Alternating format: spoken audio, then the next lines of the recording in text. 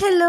അപ്പൊ ഗൈസ്, ഇന്ന് ഞങ്ങളൊരു അമ്പലത്തിലോട്ട് പോവാണ്. കുറച്ച് ട്രാവൽ ചെയ്യാനായിട്ടുണ്ട് കേട്ടോ. അപ്പൊ ഞങ്ങൾ പോകുന്നത് തൂത അമ്പലത്തിലോട്ടാണ്. അപ്പൊ ഞങ്ങൾ ബസ്സിലാട്ടോ പോയത്. അതുകൊണ്ട് തന്നെ ഒരു മണിക്കൂർ കഴിഞ്ഞപ്പോഴാണ് ഞങ്ങൾ അവിടെ എത്തിയത്. അപ്പൊ ഗൈസ്, അവിടെ എത്തിയ തന്നെ ആദ്യം കാണുന്ന ഒരു കാഴ്ചയാണ് ഗൈസ് ഈ പുഴ എന്ന് പറയുന്നത്. അപ്പൊ ഇതാട്ടോ അമ്പലമൊക്കെ വന്നിട്ട് ഞങ്ങൾ ആദ്യം അവിടെ എത്തിയതും കണ്ണാടിയിലോട്ടാണ് നോക്കിയത്. കാരണം കുറെ നേരം ബസ്സിലിരുന്നിട്ട് ആകെ മുടി ആകെ എന്തോ മാതിരിയായിട്ടുണ്ടായിരുന്നു. അപ്പൊ ആ സമയത്ത് അമ്മ അവിടെ ഇരുന്നിട്ട് പുഷ്പാഞ്ജലിക്ക് വേണ്ട അർച്ചനകൾക്ക് വേണ്ടിയിട്ടുള്ള കാര്യങ്ങളൊക്കെ അവിടെ എഴുതിക്കൊണ്ടിരിക്കുകയാണ്. അപ്പൊ ഗൈസ്, ഇതാണ് ഫുൾ അമ്പലം എന്ന് പറയുന്നത്. അപ്പൊ നിങ്ങൾ കുറെ പേരൊക്കെ പോയിട്ടുള്ളവരായിരിക്കും.